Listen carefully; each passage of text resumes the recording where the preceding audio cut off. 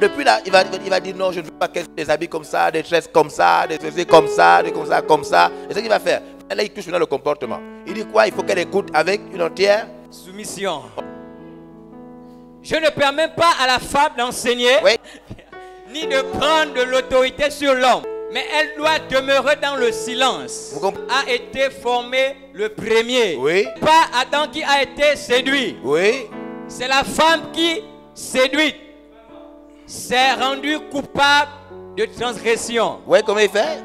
Donc il est vraiment, il fait comme au tribunal. Il est en train de démontrer qu'elle est coupable. C'est ce qu'il est en train de faire. C'est ce qu'il est en train de faire. Oui. Elle sera néanmoins sauvée. Elle sera néanmoins sauvée. Elle sera quand même.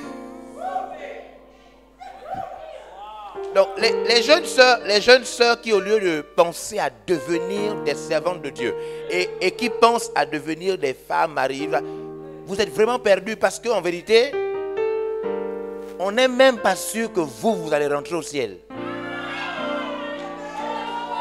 Yeah. Yeah. Donc pendant que les femmes essayent de oh non, moi vraiment, il faut comprendre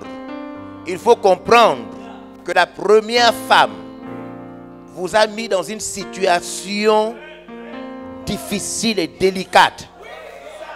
Mais vous pouvez néanmoins, si et si seulement, vous comprenez? Les jeunes sœurs, c'est pourquoi il faut accepter que les jeunes sœurs deviennent des puissantes servantes de Dieu. Des puissantes servantes de Dieu. Des filles qui prient, qui cherchent la face de Jésus. Qui reçoivent dans la nuit la révélation du Saint-Esprit. Qui parlent en langue. Qui reçoivent le toucher spécial. Des dons magnifiques de Dieu. Elles seront néanmoins sauvées, regardez, en devenant mères. Elles seront néanmoins sauvées en devenant mères. Une des particularités d'une femme, c'est qu'une femme est ce qu'on appelle un incubateur. Une femme, le corps, la personne, l'être même d'une femme est l'incubateur le plus original. Que signifie être un incubateur? Pourquoi Dieu a-t-il créé la femme? La femme est un incubateur spécial. L'incubateur, c'est tout ce à quoi vous donnez quelque chose. Quand vous donnez une chose à un incubateur, l'incubateur reçoit la chose, informe, transforme la chose et vous rend la chose parfaite. Wow! Mettez dans l'incubateur n'importe quoi. L'incubateur transforme la chose.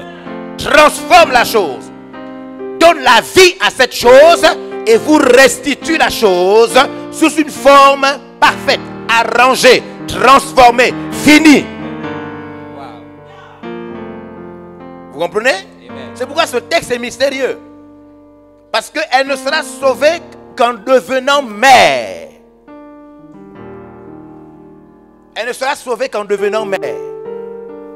Et c'est cette réalité de l'incubateur que la Bible ressort. Pour comprendre cette réalité, il faut simplement comprendre la Genèse.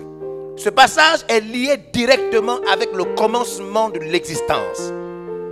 Lorsque la femme est créée, elle est déclarée Ève, elle est déclarée femme, ce qui signifie la mère des vivants. Ce qui signifie que la vie, les êtres vivants devaient sortir de son corps. Les êtres vivants, la mère des vivants.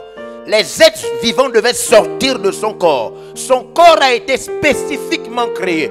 Vous avez écouté les messages que je parle au papa, aux mamans. Quand j'explique aux mamans et aux papas, je leur explique ceci. Je leur dis ceci. Je leur dis que dans la Bible, il est clairement montré que après la vie de la terre, les hommes ne prendront ni femme ni mari.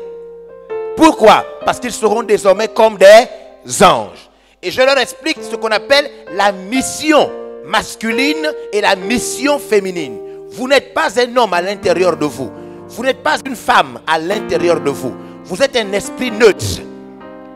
Le corps qu'on vous a donné en réalité est une mission. Vous êtes un esprit dans un corps masculin.